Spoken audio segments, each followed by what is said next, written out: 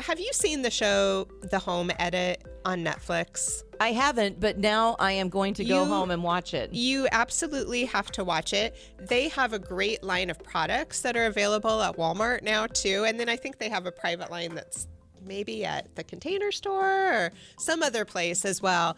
These two women that are on The Home Edit, well, first of all, like, they love putting things in color order.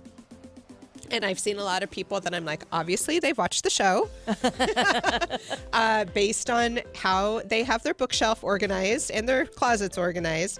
But they just have some really neat ideas. First one is resorting your refrigerator. I know. I'm just looking at this picture, this refrigerator, and with kids, I just don't see how this is ever going to stay like this. But it sure is nice to look at. But they are very much of the mindset when it's very obvious where something goes, then people will put it back there. It's when people don't know where to put it that it starts getting random.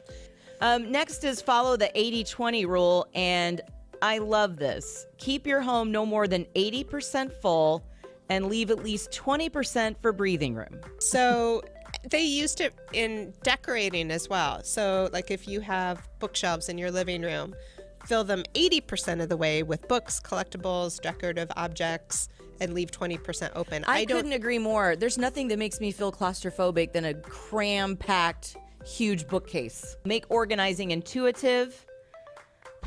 I know that I've just reading this. I have so many closets that need to be gone through. The pantry, if you can call it that, in the dining room is not very accessible. I have plans, but they're ways down the road. Well, and what they say is that the system has to be intuitive and user-friendly for all ages. You don't need like this aspirational. You do go into different places that specialize in containers, and it's like, oh my gosh, like this would be incredible, but managing it day to day is like a completely different thing, especially when you have busy families, people of all ages in a home. It has to be something that actually works. So again, that's why they love the bins. They love having them labeled because that will really help keep it going. The other thing is stop storing clothes that you don't wear. So Heather, that goes completely against what you just were talking about. I know. And swap clothes with the seasons. I wish I had a place to swap the clothes with. You know? Well, and this is where maybe I need to start thinking about better ways to use part of our basement storage, because some clothes can go downstairs. That's what I think, yes. And I can't wait to go and watch this. It's Home Edit on Netflix. Yes. I can't wait. And then they want to say cleaning is not organizing. Say it now again. Cleaning is not the same as organizing. You know what? And that's sometimes my issue. When I think I'm cleaning, I'm actually organizing. Like the vice versa. I haven't actually cleaned anything. I've just put things where they need to go. So yes, if you're going to sell your home, you need to do both, clean and organize.